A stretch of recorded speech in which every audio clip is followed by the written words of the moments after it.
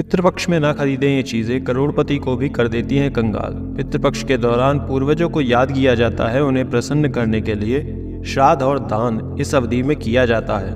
लेकिन कुछ ऐसी वस्तुएं हैं जिनको खरीदना पितृपक्ष में बिल्कुल भी अच्छा नहीं माना जाता। पितृपक्ष साल 2024 में 17 सितंबर से शुरू हो चुके हैं। 2 अक्टूबर को सर्वपितृ अमावस्या के दिन पितृपक्ष का समापन होगा। पितृपक्ष के दौरान तिथि के अनुसार पितरों का श्राद्ध किया जाता है। साथ ही जिन पूर्वजों की मृत्यु की तिथि ज्ञात नहीं होती है उनका श्राद्ध सर्वपितृ अमावस्या के दिन किया जाता है। पितृपक्ष के दौरान हमें कुछ नियमों का पालन करने के लिए भी कहा जाता है, जैसे इस दौरान दाढ़ी बाल नहीं कटवाने चाहिए, बड़े बुजुर्गों से बहसबाजी नहीं करनी चाहिए। इसके साथ ही कुछ ऐसी चीज़ें भी हैं जिनको पितृपक्ष के दौरान खरीदना सही नहीं माना जाता। इन चीज़ों को खरीदने से पितृ हमेशा के लिए नाराज हो जाते हैं। आइए जान लेते हैं इन वस्तुओं के बारे में, लेकिन उससे पहले अगर आप भी चाहते हैं कि माता लक्ष्मी का आशीर्वाद सदैव आप पर बना रहे तो वीडियो को लाइक करें और कमेंट बॉक्स में 3 बार जय माता लक्ष्मी ज़रूर लिखें। नंबर 1, नमक। पितृपक्ष के दौरान दान का बड़ा ही महत्व होता है। इस दौरान नमक का दान भी आप कर सकते हैं, लेकिन नमक खरीदना इस समय सही नहीं माना जाता। इसलिए श्राद्ध शुरू होने से पहले ही आपको नमक खरीद लेना चाहिए। पितृपक्ष के दौरान नमक खरीदने से बीमारियां आपको घर कर सकती हैं। नंबर 2 पर आता है सरसों का तेल। अगर आप पितृपक्ष के दौरान सरसों का तेल खरीदते हैं तो पितरों के साथ ही शनिदेव भी आपसे कुपित हो जाते हैं। इसलिए गलती से भी इस दौरान सरसों का तेल ना खरीदें। इसको भी पितृपक्ष शुरू होने से पहले ही खरीद करके आपको रख लेना चाहिए। नंबर 3 पर आती है झाड़ू। झाड़ू का संबंध माता लक्ष्मी से सीधा है। पितृपक्ष के दौरान झाड़ू खरीदने से भी आपको समस्याओं का सामना करना पड़ सकता है। खासकर आपकी आर्थिक स्थिति पर इसका विपरीत प्रभाव पड़ता है। इसलिए श्राद्ध के दौरान झाड़ू खरीदने की गलती ना करें। नंबर 4 पर आते हैं नए वस्त्र और आभूषण। पितृपक्ष वो समय है जब हम अपने पितरों को याद करते हैं और सात्विक जीवन जीते हैं। इसलिए गलती से भी आपको पितृपक्ष के दौरान नए वस्त्र और आभूषण खरीदने से बचना चाहिए।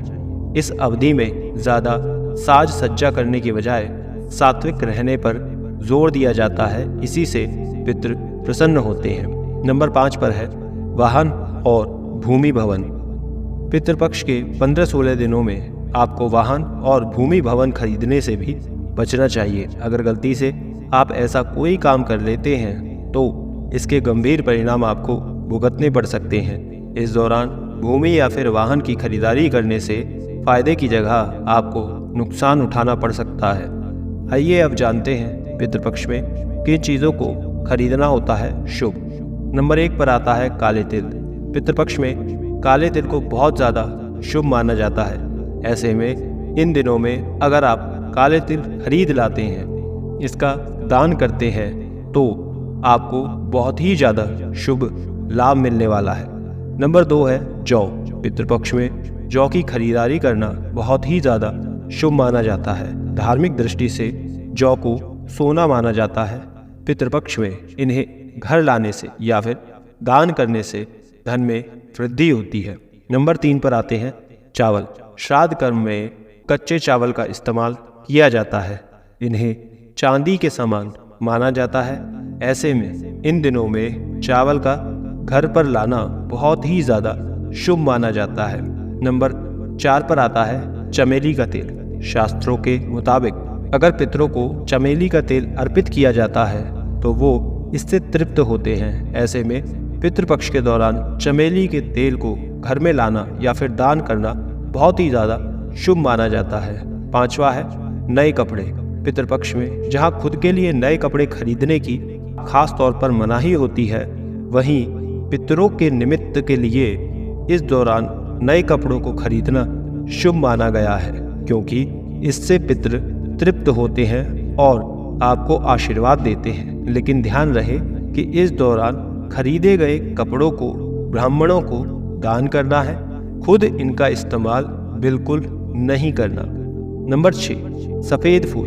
पितरों को खुश करने के लिए आपको सफ़ेद फूलों का इस्तेमाल कर सकते हैं। ऐसे में अगर पितृपक्ष के दौरान घर में सफ़ेद फूल लेकर आप आते हैं तो इससे पूर्वज खुश होते हैं और अपना आशीर्वाद आप पर बनाए रखते हैं। वीडियो के अंत तक बने रहने के लिए धन्यवाद। राधे राधे।